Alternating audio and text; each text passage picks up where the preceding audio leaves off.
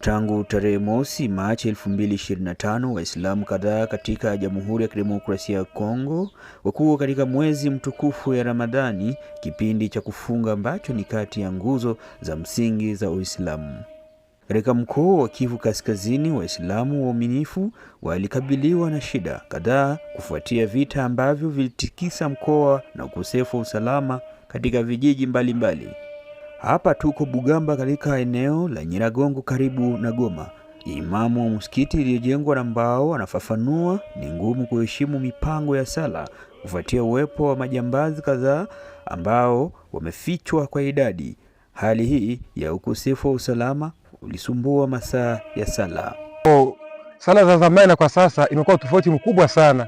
Zamani katika mwezi wa Ramadhani mfano, tulikuwa tunasali sala za mrefu sana tarawih, lakini leo tunafupisha kidogo kidogo kutokana na hali ya mazingira. Yaani sala zimekuwa pungufu sana kutokana na hali ya mazingira. Yaani tunaunganisha sala juu ya sala. Yaani tunasali magharibi na isha na tarawih directement.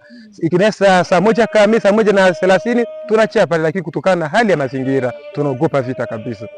Katika eneo ya Kamuronza haswa huko Mbambiro wilayani Masisi, mapigano ya hivi karibuni kati ya waasi wa M23 na vikosi vya serikali ndio msingi wa uharibifu wa mabati ya msikiti wa Mbambiro. Waumini wanaomba katika hali ngumu na wamewekwa wazi kwa hali mbaya ya hali ya hewa. Imamu anatuharifu.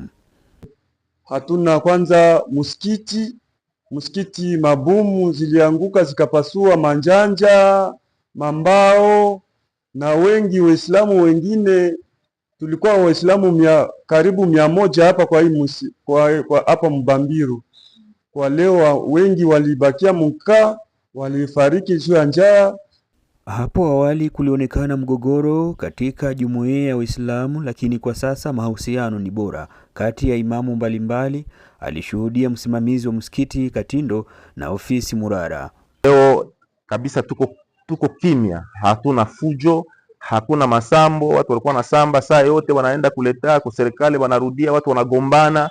Hatugombane, watu wote tuko kimya, tuko na amani mu misikiti na Uislamu, hatuna hata shida moja. Lakini sasa kwetu sisi hapa kwa leo na ya kama tuko kitu kimoja, na Mwenyezi Mungu atujalie tuendelee kwa kitu kimoja, na uongozi utawala wenye tuko nao leo unapenda amani. Waislamu wengine pia wamepoteza wapendwa wao wakati wa vita.